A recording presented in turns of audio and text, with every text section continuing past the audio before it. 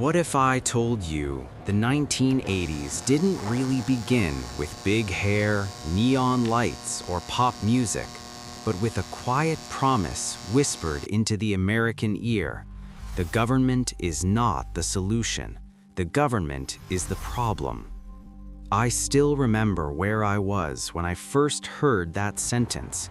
I was standing in a small electronics store, staring at a television wall glowing blue. Rows of screens showed the same man, smiling, calm, almost grandfatherly, raising his hand in oath. His voice carried confidence, not urgency, comfort, not doubt. That was the moment I realized something fundamental was shifting beneath our feet, not with tanks, not with riots, but with words.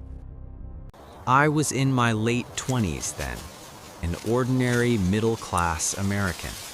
I had grown up believing in systems, public schools, steady jobs, unions, and the idea that government, imperfect but necessary, kept the whole machine from tearing itself apart. The 1970s had been rough. Inflation ate our paychecks. Gas lines stretched around blocks. Factories closed. And the optimism of the post-war years felt like a fading photograph. We blamed politicians, corporations, even ourselves, but mostly we were tired. So when Ronald Reagan appeared on our screens, he felt different. He didn't scold us, he reassured us. He spoke about America as if it were a sleeping giant, strong, moral, destined for greatness again. He promised lower taxes, fewer regulations, freer markets. Wealth, he said, would flow downward like rain from the sky. We wanted to believe him, and maybe we needed to. The first changes were subtle. Taxes were cut, especially for the wealthy and corporations. Regulations loosened. Financial markets, once tightly restrained, began to stretch their limbs. Wall Street buzzed with new energy, new money, new language. They called it supply-side economics. Later, we'd call it neoliberalism, though few of us used that word back then. The idea was simple, almost elegant. Let markets decide. Let competition replace protection. Let individuals carry responsibility once held by the state. At first, it felt like liberation. I saw friends start businesses overnight. Stock prices soared. Credit cards appeared in mailboxes like magic. The country felt rich again, or at least it looked rich on television. But beneath the shine, something else was happening. Unions weakened. Wages stagnated. Public housing, education, and welfare slowly lost oxygen. We didn't panic. We adjusted. We told ourselves this was the price of progress. By the mid-1980s, the divide was impossible to ignore. I watched two Americas emerge side by side. One wore tailored suits, spoke in numbers, and celebrated mergers worth billions. The other worked longer hours, held multiple jobs, and learned to survive without safety nets. The phrase, "greed is good," entered our vocabulary, not as satire, but as aspiration. At the same time, the Cold War sharpened its teeth. Reagan spoke of an evil empire.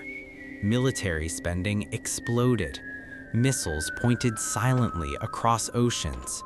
Fear became routine, packaged into news segments and nightly briefings. Yet, paradoxically, the message at home was optimism, unshakable, almost theatrical.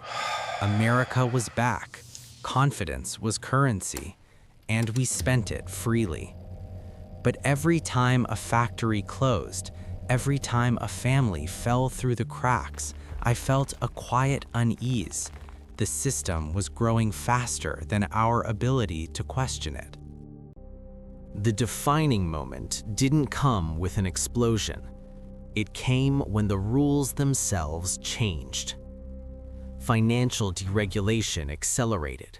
Wall Street became less a place of investment and more a casino of speculation. Debt became normal. Inequality became structural. By the late 1980s, the market wasn't just influencing politics, it was politics.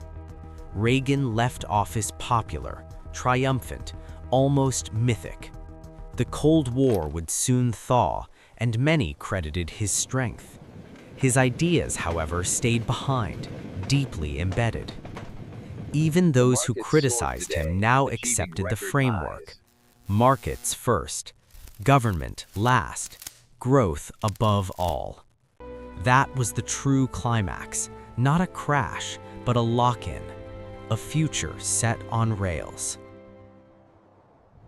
Today, when people argue about inequality, privatization, or the shrinking middle class, I hear echoes of the 1980s everywhere. That decade taught me something history books rarely say out loud. Big transformations don't always arrive as disasters. Sometimes they arrive as solutions. Neoliberalism didn't conquer through force, it persuaded through hope. And Reagan's era reminds us that ideas, once normalized, outlive presidents, parties, and even generations. I don't tell this story to praise or condemn. I tell it to remember. Because the 1980s weren't just a time of music and movies. They were a turning point when the world quietly decided what it would value next. And we're still living with that decision today.